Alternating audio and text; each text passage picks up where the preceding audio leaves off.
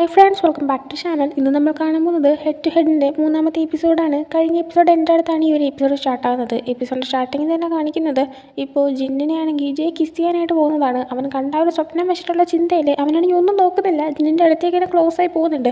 എന്നാൽ ജിന്നിന് പെട്ടെന്ന് ഇങ്ങനെ ചിന്ത വന്നിട്ട് ഇവൻ എന്താ ചെയ്യാൻ പോകുന്നതെന്നൊക്കെ ഇങ്ങനെ ആലോചിക്കുന്നുണ്ട്. അവനടുത്തൊന്നും പതുക്കെ നീങ്ങി പോകുന്നുണ്ട്. എന്നാൽ ജെ അവൻ്റെ അടുത്തേക്ക് വരുന്നതനുസരിച്ച് ജിന്ന് പെട്ടെന്ന് ടെൻഷനായിട്ട് ജയനെ പിടിച്ചങ്ങ് തള്ളുന്നുണ്ട്. അങ്ങനെ ജയ ചെന്ന് വീഴാണ്. അതും അവൻ്റെ ആ ഒടുങ്ങിയിരിക്കുന്ന കൈ താഴെ നല്ലതുപോലെ ചെന്ന് ഇടിക്കുന്നുണ്ട്. അതുകൊണ്ട് തന്നെ അവൻ വേദനിക്കുന്നു എന്നൊക്കെ പറഞ്ഞിട്ട് നീ എന്തിനാണ് ഇങ്ങനെ പിടിച്ച് ഉന്തിയെന്ന് ഇങ്ങനെ ചോദിക്കുന്നുണ്ട്. ആട്ടെ അവന് വെറുതെ കളിക്കല്ലേ, എനിക്കറിയാം നീ തമാശ കാണിക്കുകയാണെന്നൊക്കെ പറയുമ്പോഴത്തേക്കും ഇല്ല നീ കണ്ടേല്ലേ ശരിക്കും വേദനിക്കുന്നുണ്ട്, നല്ലപോലെ ഇടിച്ചു എന്ന് പറയുന്നുണ്ട്. അങ്ങനെ ജിന്നും ടെൻഷനായിട്ട് അവൻ്റെ അടുത്തേക്ക് വന്നിരിക്കുന്നുണ്ട്. നീ അങ്ങനെയൊക്കെ കാണിക്കാൻ പോയതുകൊണ്ടല്ലേ ഞാൻ നിന്നെ പിടിച്ച് ഉന്തിയെന്ന് ഇവൻ പറയുന്നുണ്ട്. ആണെങ്കിൽ എൻ്റെ കൈ എനിക്ക് നല്ല വേദനിക്കുന്നു, ഇനിയിപ്പോൾ എൻ്റെ ഡെസ്ക് അറേഞ്ച് ചെയ്യുന്ന ജോലി അത് നീ എനിക്ക് ചെയ്ത് തരേണ്ടി വരുമെന്ന് ഇങ്ങനെ പറയുന്നുണ്ട്. അത് പറയുമ്പോഴത്തേക്കും ജയാണെങ്കിൽ അവൻ്റെ കൈയിട്ട് അനക്കുന്നുണ്ടായിരുന്നു. അതിൽ നിന്ന് തന്നെ ജിന്നിനും മനസ്സിലാക്കാൻ പറ്റുന്നുണ്ട് ജയയുടെ കൈക്ക് കുഴപ്പമൊന്നുമില്ല, അവൻ കിടന്ന് കളിക്കുന്നതാണെന്ന്. എന്നാലും ജിന്ന് പറയുന്നുണ്ട് നിന്നെ ഞാൻ തള്ളിയിട്ടല്ലേ, അതുകൊണ്ട് ഞാൻ നിനക്ക് ഡെസ്ക് അറേഞ്ച് ചെയ്ത് തരാമെന്ന്. അങ്ങനെ ജിന്ന് ജയ്ക്ക് വേണ്ടിയിട്ട് അതിരുന്ന് ചെയ്യാനായി തുടങ്ങുന്നുണ്ട്. ആ ടൈമിൽ ജയ അവിടെ ഇരുന്ന് ജിന്നിനെ തന്നെ നോക്കുന്നുണ്ട്. എന്നിട്ട് ജിന്നിനോട് ചോദിക്കുന്നുണ്ട് 10 വർഷം കൂടെ കഴിയുമ്പോഴത്തേക്കും നമ്മൾ ഏത് സിറ്റുവേഷനിലായിരിക്കും ഉണ്ടാവുക എന്നാണ് നിനക്ക് തോന്നുന്നതെന്ന്. അതിന് ജിന്ന് മറുപടി കൊടുക്കുന്നതെന്ന് നമ്മളെ കാണിക്കുന്നില്ല. പിന്നീട് കാണിക്കുന്നത് അടുത്ത ദിവസം കോളേജിൽ ഫാമും പിന്നെ വാനും കൂടെ ആയിട്ടിരുന്നിട്ട് അവരുടെ ഫാഷൻ ഡിസൈനിങ് ക്ലാസ്സിൽ ഒരു ഡ്രസ്സ് ഇങ്ങനെ റെഡിയാക്കാനായിട്ട് നോക്കുന്നുണ്ട്. ആ സമയം മായിയാണെങ്കിൽ അങ്ങോട്ടേക്ക് പതുക്കെ കയറി വരുന്നുണ്ട്. മായയുടെ ക്ലാസ് പോലും ഇതല്ല എന്നാൽ അവനിങ്ങനെ കയറി വരുന്നുണ്ടിട്ട് വാനാണെങ്കിൽ എന്താ കാര്യം എന്നൊക്കെ ചോദിക്കുന്നുണ്ട്. അയ്യപ്പോൾ അതൊക്കെ ഉണ്ട്, നിങ്ങളൊന്ന് വെയിറ്റ് ചെയ്തിരിക്കാൻ പറഞ്ഞിട്ട് ഇവരുടെ കൂടെ അവൻ കയറിയിരിക്കുന്നുണ്ട്. അങ്ങനെ ഇവരെന്താ സംഭവം ഇങ്ങനെ നോക്കുന്ന ടൈമിനാണ് നമ്മുടെ ജിന്നും ചെയ്യും ഒരുമിച്ച് വരുന്നത് കാണുന്നത്. ആ ഒരു കാഴ്ച കാണാനായിരുന്നു മായും ഇപ്പോൾ വന്നത്. അപ്പോൾ ഇവരിങ്ങനെ ഒരുമിച്ച് വരുന്നത് കാണുമ്പോൾ ഇന്ന് നിങ്ങൾ ഒരുമിച്ചാണോ വന്നത്, സത്യം പറ എന്തോ ഇല്ലേ എന്നൊക്കെ വാനിങ്ങനെ ചോദിക്കുന്നുണ്ട്. ആ ടൈമിന് ജയാണെങ്കിയോ പിന്നെ ഇരിക്കുന്നു, ഇനിയിപ്പോൾ 1 മാസത്തേക്ക് ഇങ്ങനെയൊക്കെ തന്നെ നിങ്ങൾ സ്ഥിരം കാണേണ്ടി വരും, ഇതിനകത്ത് പ്രത്യേകിച്ച് വേറൊന്നും ഇല്ല എന്നൊക്കെ പറയുന്നുണ്ട്. പിന്നെ ആ സമയം ഇവൻ്റെ അവിടെ എങ്ങനെ ജീവിക്കുന്നു എന്ന് എനിക്ക് മാത്രമേ അറിയാവൂ. ഓരോ ദിവസവും എൻ്റെ കൈ ശരിയായി എന്ന് വിചാരിച്ചാണ് ഞാൻ എഴുന്നേൽക്കുന്നത്, അല്ലാതെ എങ്ങനെ ജീവിക്കാനെന്നൊക്കെ ഇങ്ങനെ പറയുമ്പോഴത്തേക്കും ജയാണെങ്കിൽ എൻ്റെ കൈ എത്ര പെട്ടെന്ന് ശരിയായിരുന്നെങ്കിൽ ഇതിനെയാണെങ്കിൽ കൈ ഒടുങ്ങിയത് എന്നിങ്ങനെ പറയേണ്ട സിറ്റുവേഷൻ ഒന്നും വരത്തില്ലായിരുന്നു എന്നൊക്കെ പറയുന്നുണ്ട്. ആ സമയം എന്തായാലും നിങ്ങളുടെ വീട്ടുകാർ നിങ്ങൾക്ക് നല്ല പണിയാണ് തന്നെയെന്ന് പറയുന്നുണ്ട്. ആ ടൈമിൽ ജയാണെങ്കിൽ എപ്പോഴും ഇപ്പോൾ ജിന്നിനെ സ്വപ്നം കാണുന്ന പോലെ ഒരു ഇൻസിഡൻറ്റ് അവൻ്റെ മൈൻഡിൽ വരുന്നുണ്ട്. ഇതിനി അവൻ നേരത്തെ സ്വപ്നം കണ്ടിട്ട് ഇപ്പോൾ അവൻ ഓർക്കുന്നതാണോ അതോ ഇപ്പോൾ അവൻ്റെ മൈൻഡിൽ പെട്ടെന്ന് സ്വപ്നം പോലെ കയറി വരുന്നതാണോ എന്നൊന്നും അറിയത്തില്ല. സംഭവം കാണിക്കുന്നത് ജിന്നിന് എന്തോ ആക്സിഡൻറ്റ് പറ്റിയിട്ട് ഇങ്ങനെ ബ്ലഡൊക്കെ ഒലിച്ച് അവനിങ്ങനെ റോഡിൽ കിടക്കുന്നതും ജയ ഓടി വന്ന് ഇവനെ എഴുന്നേൽപ്പിക്കാനായിട്ട് ശ്രമിക്കുന്നതും ഇവനെ നോക്കി കരയൊക്കെ ചെയ്യുന്നതാണ്. അപ്പോൾ ആ ഒരു കാര്യം ഇപ്പോൾ ജയാണ് ഇങ്ങനെ ഇരുന്ന് ആലോചിക്കുന്നുണ്ട്. അപ്പോൾ ആ ഒരു ടൈമിന് ബാക്കിയുള്ളവർ നീ എന്താണ് ആലോചിക്കുന്നത്, എന്താണ് പറ്റി, ഹലോ ഇവിടെ തന്നെ ഉണ്ടോ എന്നൊക്കെ ചോദിച്ചിട്ട് ഇവനെ എങ്ങനെയൊക്കെയോ തിരിച്ചങ്ങ് പ്രസൻറ്റിലേക്ക് കൊണ്ടുവരുന്നുണ്ട്. എന്നിട്ട് അവൻ്റെ അടുത്ത് എന്ത് പറ്റിയെന്നൊക്കെ ചോദിക്കുമ്പോൾ ഒന്നുമില്ല എന്നൊക്കെ പറയുന്നുണ്ട്. ആ ടൈമിന് വാനാണെങ്കിൽ ഞാൻ സ്നാക്സ് വാങ്ങാൻ പോവാണ്, ആരെങ്കിലും വരുന്നുണ്ടോ എന്ന് ചോദിക്കുമ്പോൾ ജിന്നും മായും ഞങ്ങൾ വരുന്നതെന്ന് പറഞ്ഞിട്ട് അവനോട് പോകുന്നുണ്ട്. അങ്ങനെ പിന്നെ അവിടെ ഫാമും ജയ് മാത്രമേ ബാക്കി ഉണ്ടായിരുന്നുള്ളൂ. ആ ടൈമിൽ ജയാണെങ്കിൽ ഫാമിനോട് എന്തൊക്കെയാണ് ഇവിടെ സംഭവിക്കുന്നതെന്ന് ഇങ്ങനെ ചോദിക്കുന്നുണ്ട്. ഫാം അപ്പോൾ അത് ഞാൻ നിന്നോടല്ലേ ചോദിക്കേണ്ടത്, നിനക്ക് എന്നിട്ട് എന്തെങ്കിലും പറയാനുണ്ടോ, എന്തെങ്കിലും പ്രശ്നമുണ്ടോ എന്നിങ്ങനെ ചോദിക്കുകയാണ്. അങ്ങനെ അവർ മറ്റൊരിടത്തേക്ക് മാറി ഇന്ന് സംസാരിക്കുന്നുണ്ട്. ആ ടൈമിൽ ജയ് പറയുന്നുണ്ട് ഇപ്പം ഇങ്ങനെ ഡെയിലി ഒരാളെ സ്വപ്നം കാണുന്നുണ്ട്, അതും ഒരു പർട്ടിക്കുലർ ആളെ തന്നെ പല സിറ്റുവേഷനിൽ ഡെയിലി കണ്ടുകൊണ്ടിരിക്കുകയാണെന്ന് പറയുന്നുണ്ട്. ആ ടൈമിൽ ഫാമാണെങ്കിൽ അത് റിയൽ ആയിട്ടുള്ള ഒരാളാണെന്ന് ചോദിക്കുമ്പോൾ അതെ റിയൽ ആയിട്ടൊരാളെ തന്നെയാണ് ഞാൻ കാണുന്നതെന്ന് പറയുന്നുണ്ട്. ഫാം അപ്പോൾ അതത്ര സീരിയസ് കാര്യമാണെന്നൊന്നും എനിക്ക് തോന്നുന്നില്ല. നമ്മളിപ്പോൾ ഒരു സിനിമയൊക്കെ കാണുമ്പോഴത്തേക്കും അതിൻ്റെ ഇമേജ് നമ്മുടെ മനസ്സിൽ കിടന്നിട്ട് അന്ന് നൈറ്റ് നമ്മൾ അതിനെ സ്വപ്നം കാണാറില്ലേ, അതുപോലെ നീ ആ ഒരു വ്യക്തിനെ കാണുമ്പോഴത്തേക്കും അയാൾ ഈ സ്വപ്നമായിട്ട് എൻ്റെ മനസ്സിൽ വരുന്നതായിരിക്കും എന്ന് പറയുന്നുണ്ട്.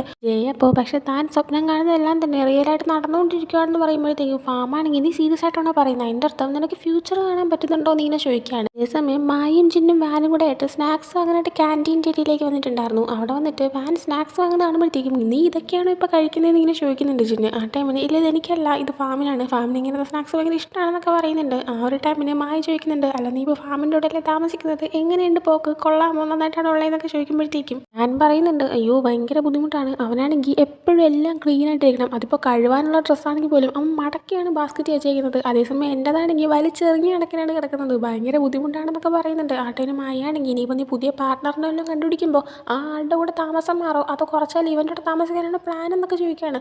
ആ ടൈമിന് വാനാണെങ്കിൽ ഇല്ല ഞാൻ കുറച്ച് കാലത്തേക്കിന് ഡേറ്റിംഗ് ഒന്നും ചെയ്യുന്നില്ല, ഞാൻ എൻ്റെ ഹാർട്ടിന് ഒന്ന് റെസ്റ്റ് എടുക്കാൻ പോവാണെന്ന് പറയുമ്പോൾ ജിന്നാണെങ്കിൽ എൻ്റെ ദൈവമേ ആദ്യമായിട്ട് നിൻ്റെ വായി ഇങ്ങനൊരു കാര്യം കേട്ടു, സമാധാനമായി എന്നൊക്കെ പറയുന്നുണ്ട്. അയ്യും ജിന്നും എന്നിട്ട് വീണ്ടും ഇവനോട് എടുത്ത് പറയുന്നുണ്ട് എന്ന് വെച്ചിട്ട് നീയാണെങ്കിൽ നമ്മുടെ ഫ്രണ്ട്സിൽ ആരടുത്തും ചെന്ന് മനസ്സ് വെച്ച് കളിക്കാനൊന്നും പോകരുത്, പ്രത്യേകിച്ച് ഫാമിൻ്റെ അടുത്ത് നീ നിൻ്റെ ഈ ഫ്ലേർട്ടിങ്ങോ അടവൊന്നും എടുക്കാനായിട്ട് പോകല്ലെന്ന് പറയുന്നുണ്ട്. ആ ടൈമിന് അതിന് ഞാൻ എന്നെ ഹേർട്ടൊന്നും ചെയ്യത്തില്ലെന്ന് പറയുമ്പോൾ ജിന്നാണെങ്കിൽ എന്നാലും വേണ്ട ഫ്രണ്ട്സിൻ്റെ അടുത്ത് നീ ഈ പരിപാടിക്ക് പോകണ്ടെന്ന് പറയുന്നുണ്ട്. വാനിപ്പോൾ ഓക്കെ ഞാൻ ഈ പരിപാടിക്കൊന്നും പോകുന്നില്ല എന്ന് പറയുന്നുണ്ട്. പിന്നീട് കാണിക്കുന്നത് ക്ലാസ് കഴിഞ്ഞിട്ട് ജിന്നും ജയും കൂടെ ആയിട്ട് നേരെ ഹോസ്പിറ്റലിലേക്ക് വന്നേക്കുന്നതാണ് ജയുടെ കൈ ഒന്ന് ചെക്ക് ചെയ്യാനായിട്ട്. അങ്ങനെ ചെക്ക് ചെയ്താൽ കഴിഞ്ഞിട്ട് ഡോക്ടറെ കണ്ട് പുറത്തേക്ക് ഇറങ്ങുമ്പോൾ ജിന്ന് ചോദിക്കുന്നത് എന്താ പറഞ്ഞെന്നൊക്കെ. ആ ടൈമിന് നീ ഇന്നലെ തള്ളിയിട്ടില്ലേ കൈ ചെന്നിടിച്ചുകൊണ്ട് ഇനിയിപ്പോൾ വീണ്ടും കൈ ശരിയാവാൻ ടൈം എടുക്കും, എനിക്ക് വീണ്ടും 2-3 മെഡിസിൻസ് എക്സ്ട്രാ കിട്ടിയെന്നൊക്കെ പറയുന്നുണ്ട്. ജിന്നപ്പോൾ അയ്യോ അച്ചോട്ട് അങ്ങനെയായിരുന്നു, അങ്ങനെ അറിഞ്ഞില്ല എന്നൊക്കെ പറഞ്ഞിട്ട് ഇവനെയും കൊണ്ട് മരുന്ന് വാങ്ങാനൊക്കെ പോകുന്നുണ്ട്. അങ്ങനെ മരുന്നൊക്കെ വാങ്ങിച്ച് തിരിച്ച് നടന്നു വരുന്ന ടൈമിന് ഹോസ്പിറ്റലിൻ്റെ തന്നെ ക്യാൻറ്റീൻ ഏരിയയിൽ ഒരു ഐസ്ക്രീം ഷോപ്പ് ഇവർ കാണുന്നുണ്ട്. അത് കാണുമ്പോഴത്തേക്കും ജയ്ക്കാണെങ്കിൽ ജിന്നുമായിട്ട് ആ ഒരു ഐസ്ക്രീം കഴിക്കുന്നതും ജിന്നിന് സ്ട്രോബെറി ഐസ്ക്രീം ഇഷ്ടമാണെന്നും പറയുന്ന ആ ഒരു സ്വപ്നമാണ് ഓർമ്മ വരുന്നത്.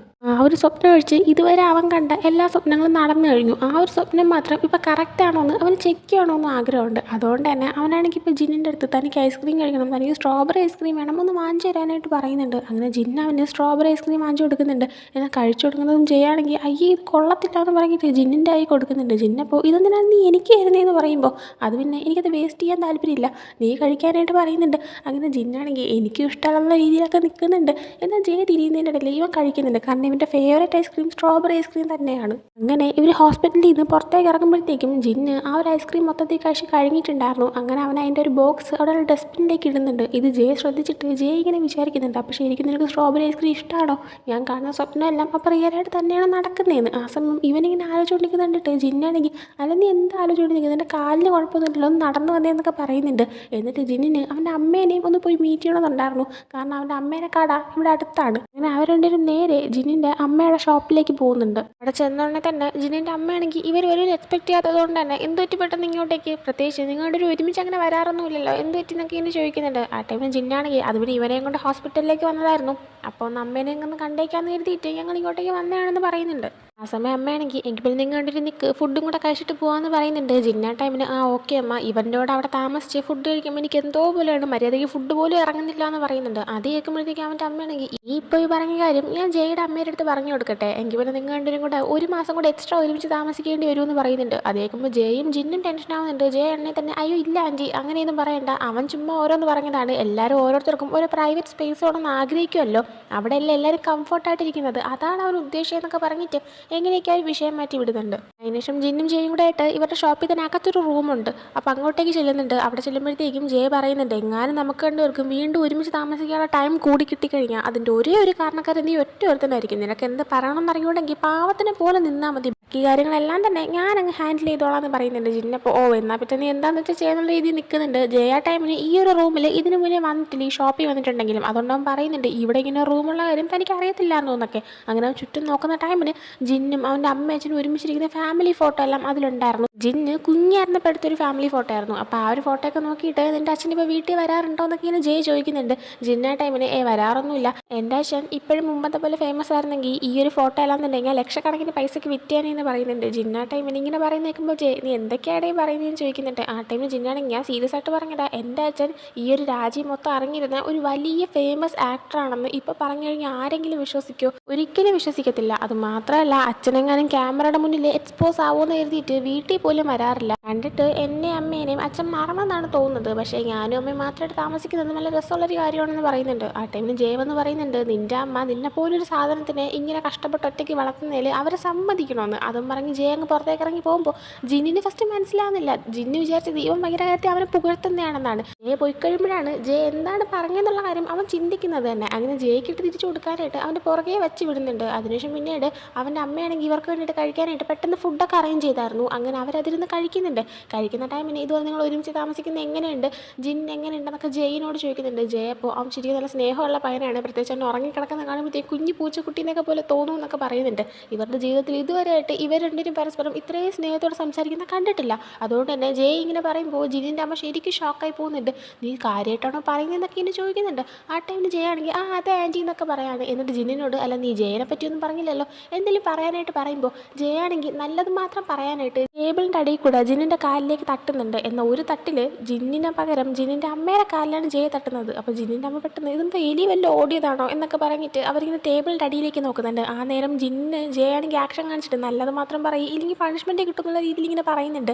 അങ്ങനെ പിന്നീട് അമ്മയാണെങ്കിൽ വീണ്ടും സംസാരിക്കാനേ തുടങ്ങുമ്പോൾ ജിന്നും പറയുന്നുണ്ട് ജയ ശരിക്കും നല്ലൊരു പയ്യനാണ്, ഞങ്ങളുടെ ഒരുമിച്ച് നന്നായിട്ട് തന്നെ മുന്നോട്ട് പോകുന്നുണ്ടെന്ന്. അതിനുശേഷം പിന്നീട് ഫുഡൊക്കെ കഴിച്ച് കഴിഞ്ഞ് നൈറ്റ് ആകുമ്പോഴത്തേക്കും ഇവർ ബായ് പറഞ്ഞ് ഇറങ്ങുന്നുണ്ട്. അങ്ങനെ അങ്ങനെ അവർ കാറിലേക്ക് ചെന്നിരിക്കുന്നതും രണ്ടുപേരാണെങ്കിൽ അയ്യയ്ക്ക് ഞാൻ എന്താ അവിടെ വെച്ച് പറഞ്ഞു, നിന്നെയാണോ ഞാൻ നല്ല പയ്യനെന്ന് വിളിച്ചത്, എൻ്റെ ദൈവമേ എൻ്റെ ജീവിതത്തിൽ ഇങ്ങനെ പറയേണ്ടിയിരുന്നു, ഞാൻ ഒട്ടും എക്സ്പെക്ട് ചെയ്തില്ല എന്ന് പറഞ്ഞുകൊണ്ട് രണ്ടുപേരും പറഞ്ഞതോർത്ത് റിഗ്രറ്റ് ചെയ്യുന്ന കണക്കിന് സംസാരിക്കുന്നുണ്ട്. എന്നിട്ട് രണ്ടുപേരും പരസ്പരം പറയുന്നുണ്ട്, എന്ത് ചെയ്യാനാ പെട്ടുപോയില്ലേ, ഇനി എന്തൊക്കെ ചെയ്യേണ്ടി വരും ഈ ഒരു മാസം കഴിയുന്നത് വരെ, എന്തായാലും ജീവിതം തീർന്നു എന്നും പറഞ്ഞിട്ട് ഇരിക്കുന്നുണ്ട്. അത് കാണിക്കുന്നത് ഫാം വീട്ടിൽ ഇരിക്കുന്ന ടൈമിന് വാനും മായും കൂടെ ആയിട്ട് ഡ്രിങ്ക് ചെയ്യാനായിട്ട് കുറേ ഡ്രിങ്ക്സും ഫുഡും സ്നാക്സും ഒക്കെ വാങ്ങിച്ചുകൊണ്ട് വരുന്നതാണ്. സംഭവം മറ്റൊന്നുമല്ല, അവർ ഒരു പാർട്ടിക്ക് പോയിട്ടുണ്ടായിരുന്നു, ഫാമിനെ ഇൻവൈറ്റ് ചെയ്തതാണ്. എന്നാൽ ഫാമിന് അമ്മാതിരി പരിപാടിയൊന്നും ഇഷ്ടമല്ലാത്തതുകൊണ്ട് തന്നെ അവൻ പോയിട്ടുണ്ടായിരുന്നില്ല. അതുകൊണ്ട് നീ ഇപ്പോൾ പാർട്ടിക്ക് വന്നില്ലല്ലോ, അതുകൊണ്ട് നീയുമായിട്ട് എൻജോയ് ചെയ്യാൻ ഞങ്ങൾ വാങ്ങിച്ചുകൊണ്ട് വന്നതാണെന്ന് പറഞ്ഞിട്ടാണ് ഇപ്പോൾ ഇത് രണ്ടും കൂടെ കയറി വന്നേക്കുന്നത്. ഫാം അപ്പോൾ ചോദിക്കുന്നുണ്ട്, അതിന് ഇത്രയും സംഭവങ്ങളെല്ലാം നമുക്ക് കഴിച്ചേക്കാൻ പറ്റുമെന്ന്. അപ്പോൾ അതൊക്കെ നിസ്സാരോ എന്നൊക്കെ പറഞ്ഞിട്ട് അവരും കഴിക്കാനായിട്ടൊക്കെ തുടങ്ങുന്നുണ്ട്. കുറച്ച് കഴിഞ്ഞ് ഡ്രിങ്കൊക്കെ ചെയ്ത് കഴിയുമ്പോഴത്തേക്കും എല്ലാത്തിൻ്റെയും കിളി പോകുന്നുണ്ട്. ഫാം ഒഴിച്ച് മായിയുടെയും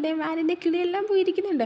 ആ ടൈമിന് മായി ഇതുപോലെ പറയുന്നുണ്ട്, നീ ഇങ്ങനെ എൻ്റെ പാർട്ട്നേഴ്സിനെയൊക്കെ ചേഞ്ച് ചെയ്തുകൊണ്ടിരിക്കുന്നതുകൊണ്ടല്ലേ നിനക്ക് ട്രൂ ലവ് കിട്ടാത്തതെന്നൊക്കെ. ആ ടൈമിന് വാനാണെങ്കിൽ, ഞാൻ പാർട്ട്നേഴ്സിനെ ചേഞ്ച് ചെയ്യുന്നുണ്ടെങ്കിൽ ഞാൻ സ്നേഹിച്ച എല്ലാ പാർട്ട്നേഴ്സിനെയും ഞാൻ സിൻസിയറായിട്ടാണ് സ്നേഹിച്ചത്, പക്ഷേ എനിക്ക് ഇതിനായിട്ട് കറക്റ്റായിട്ടുള്ളൊരു പാർട്ട്ണറിനെ കണ്ടുപിടിക്കാൻ പറ്റിയിട്ടില്ല എന്നൊക്കെ പറയുന്നുണ്ട്. ആ ടൈമിനുമായി ഇനി എപ്പോഴാണ് കണ്ടുപിടിക്കാൻ പോകുന്നത് എന്ന് ചോദിക്കുമ്പോഴത്തേക്കും വാൻ ഉടനെ തന്നെ ഫാമിൻ്റെ തോളിൽ ചാരി കിടന്നുകൊണ്ട് ഫാമിൻ്റെ മുഖത്തേക്ക് തന്നെ നോക്കുന്നുണ്ട്. ഫാമും തിരിച്ച് അവനെ തന്നെ നോക്കുകയാണ്. എന്നിട്ട് ഫാം പറയുന്നുണ്ട്, നീ ആണെങ്കിൽ നല്ലോണം ഡ്രിങ്ക് ചെയ്തിട്ടുണ്ട്, പോയി കിടന്ന് ഉറങ്ങാനായിട്ട്. അതും പറഞ്ഞുകൊണ്ട് അവൻ വാനിനെ ബെഡിലേക്ക് കൊണ്ട് കിടത്തുന്നുണ്ട്. അതിനുശേഷം കാണിക്കുന്നത് ജയിനെയും ജിന്നിനെയാണ്. ഇപ്പോൾ ജിന്ന് വീട്ടിൽ ഇരുന്നിട്ട് കാർ റേസിങ്ങിൻ്റെ ഒരു ഗെയിം കളിച്ചുകൊണ്ടിരിക്കുകയാണ്. അപ്പോൾ ജയ അതിങ്ങനെ ഒന്ന് നോക്കിക്കൊണ്ട് നിൽക്കുന്നുണ്ട്. ജയയുടെ മനസ്സിലപ്പോൾ പെട്ടെന്ന് ഇങ്ങനെ സ്വപ്നം വരുന്നത് പോലെ വീണ്ടും അവന് കുറേ സിറ്റുവേഷൻസ് കാണാൻ പറ്റുന്നുണ്ട്. ആ ഒരു സിറ്റുവേഷനിൽ അവൻ കാണുന്നത് ജിന്ന് കാർ ഓടിച്ച് പോകുമ്പോഴത്തേക്കും കാർ ആക്സിഡൻറ്റ് ആവുന്നതാണ്. അപ്പോൾ പെട്ടെന്ന് അവനിങ്ങനെ ടെൻഷനായിട്ട് ഇങ്ങനെ ഷൗട്ട് ചെയ്യുന്ന പോലെ ഇങ്ങനെ വിളിക്കുന്നുണ്ട്.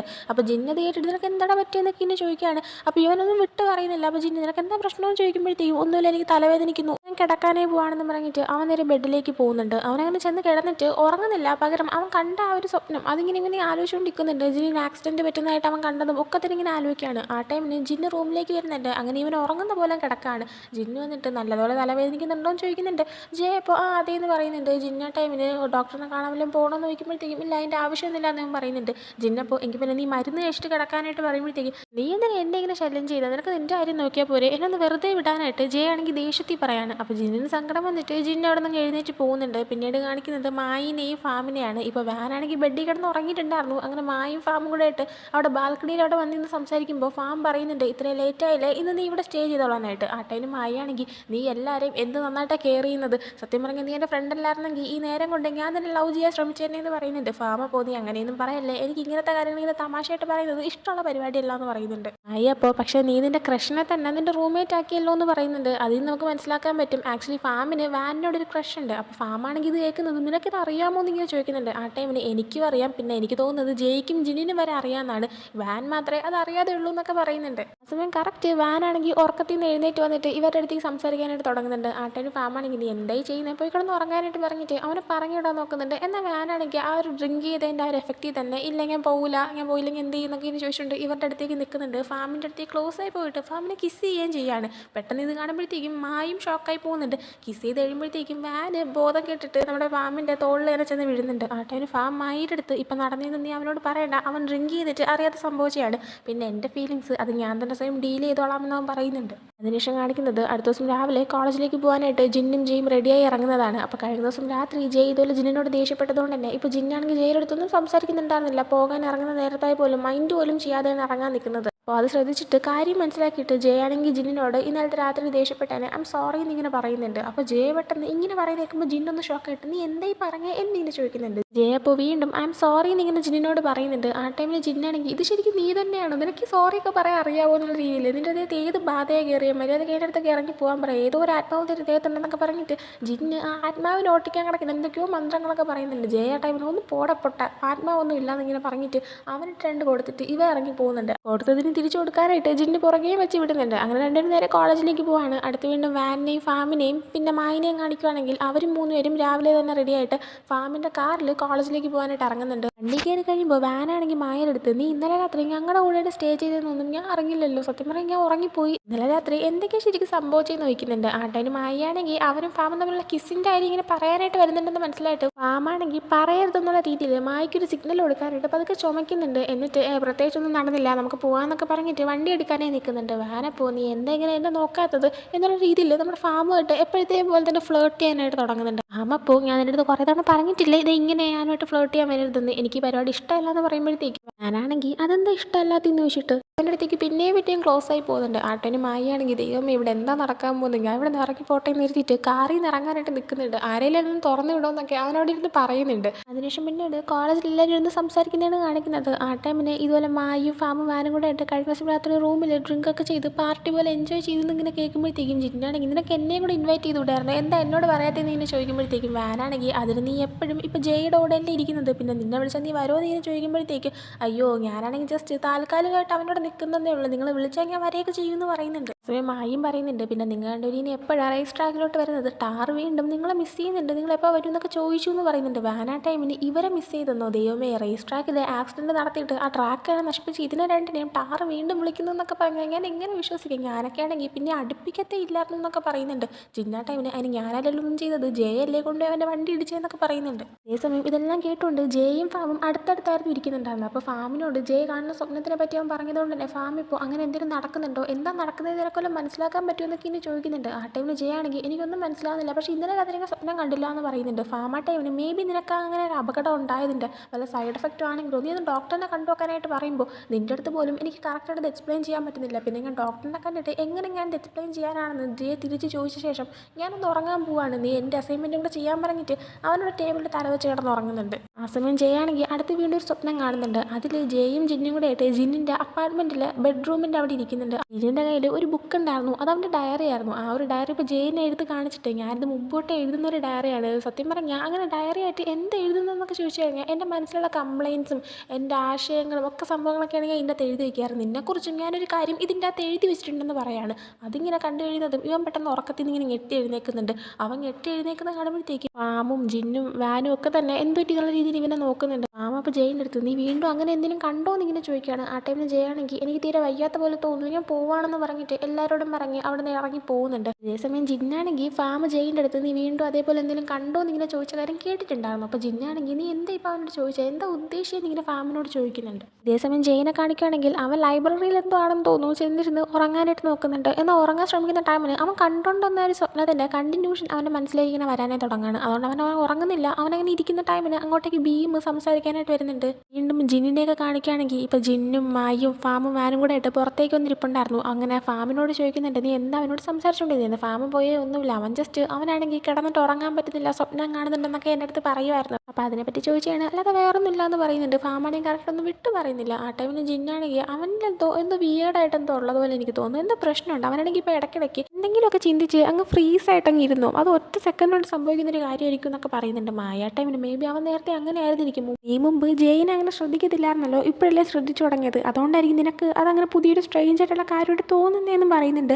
വീണ്ടും എടുത്ത് ജയിനെ കാണിക്കുകയാണെങ്കിൽ ഇപ്പോൾ ജയും ഭീമും സംസാരിക്കാനായിട്ട് തുടങ്ങുന്നുണ്ട്. അപ്പോൾ ഭീമും ജയും ഇപ്പോൾ ഡേറ്റിംഗ് ആണെങ്കിൽ പോലും അവരിപ്പോൾ കണ്ടിട്ട് ഒരുപാട് ദിവസമായി. ജയ്ക്ക് ആ ഒരു ആക്സിഡൻറ്റ് ഉണ്ടായതിനു ശേഷം പിന്നെ അവരങ്ങനെ കണ്ടിട്ടില്ല. അപ്പോൾ ഇപ്പോഴാണ് മീറ്റ് ചെയ്യുന്നത്. അപ്പോൾ സുഖമാണെന്നൊക്കെ ഇങ്ങനെ ചോദിക്കുന്നുണ്ട്. എന്നിട്ട് ഭീമാണെങ്കിൽ നീ ഇപ്പോൾ ജിന്നിൻ്റെ കൂടെയാണ് താമസിക്കുന്നതെന്ന് ഞാൻ അറിഞ്ഞല്ലോ, നിങ്ങളുടെ ഒരു ഭയങ്കര ശത്രുക്കളല്ലേ, നിങ്ങൾ ഒരുമിച്ച് താമസിക്കേണ്ട ഒരു സിറ്റുവേഷൻ വരുന്നത് ഞാൻ ഒട്ടും എക്സ്പെക്ട് ചെയ്തില്ല, എങ്ങനെ സാധിക്കുന്നു എന്നൊക്കെ ഇങ്ങനെ ചോദിക്കുന്നുണ്ട്. ആ ടൈമിൽ ചെയ്യുകയാണെങ്കിൽ അതൊരു വലിയ സ്റ്റോറിയാണെന്നൊക്കെ ഇങ്ങനെ പറയുന്നുണ്ട്. ആ ടൈമിൽ ഭീമ് നമ്മളിപ്പോൾ അങ്ങനെ സംസാരിക്കാറൊന്നുമില്ല, എന്ത് പറ്റി, എന്നെ ഇട്ടിട്ട് പോകാൻ വല്ല പ്ലാൻ ഉണ്ടോ എന്നൊക്കെ ഇങ്ങനെ ചോദിക്കുന്നുണ്ട്. അപ്പോൾ ജയ്ക്ക് അതിനൊരു മറുപടി ഉണ്ടായിരുന്നില്ല.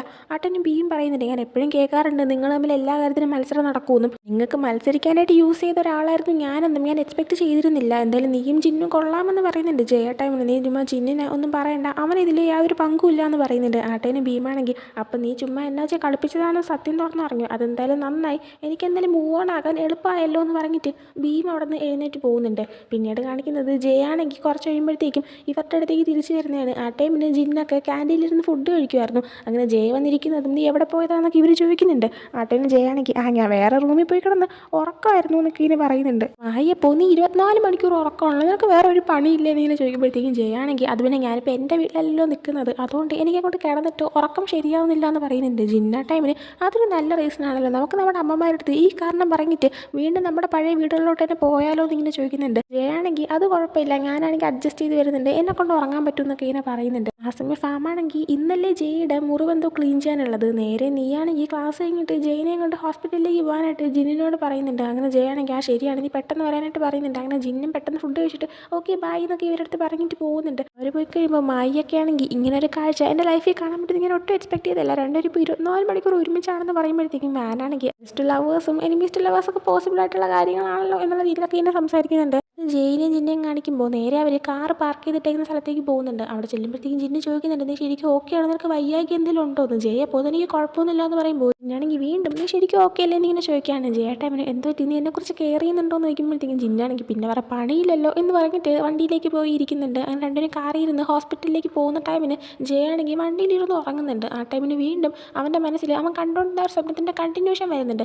ആ ഒരു കണ്ടിന്യൂഷനിൽ ഇപ്പം നേരത്തെ പറഞ്ഞതുപോലെ തന്നെ രണ്ടുപേരും ജിന്നിൻ്റെ റൂമിൽ ഇരുന്നിട്ട് ജിന്നിൻ്റെ ഒരു ഡയറി ഇങ്ങനെ നോക്കിക്കൊണ്ടിരിക്കുമായിരുന്നു. അപ്പോൾ സംസാരിച്ച് വരുമ്പോഴത്തേക്കും ജിന്ന് പറയുന്നുണ്ട്, നിന്നെക്കുറിച്ച് ഞാൻ ഈ ഡയറിയിൽ ഒരു കാര്യം എഴുതിയിട്ടുണ്ടെന്ന്. ജയ അപ്പോൾ ശരിക്കും സീരിയസ് ആയിട്ട്, പക്ഷേ നീ ഈ ഡയറി എഴുതുന്നതെന്ന് ഞാൻ ഇതുവരെ കണ്ടിട്ടില്ലല്ലോ, ഈ ഡയറി പോലും ഞാൻ കണ്ടിട്ടില്ലല്ലോ എന്ന് പറയുമ്പോഴത്തേക്കും ജിന്നാണെങ്കിൽ നീ എങ്ങനെ കാണാനാ, ഞാനതിന് ഇതിൻ്റെ ഡ്രോയറിൽ ഒളിപ്പിച്ച് വെച്ചേക്കല്ലേ എന്നിങ്ങനെ പറയുന്നുണ്ട്. അത്രയും കണ്ടു കഴിയുമ്പോഴത്തേക്കും ജയാണെങ്കിൽ അവൻ്റെ സ്വപ്നത്തിൽ നിന്ന് പെട്ടെന്ന് ഞെട്ടി എഴുന്നേൽക്കുന്നുണ്ട്.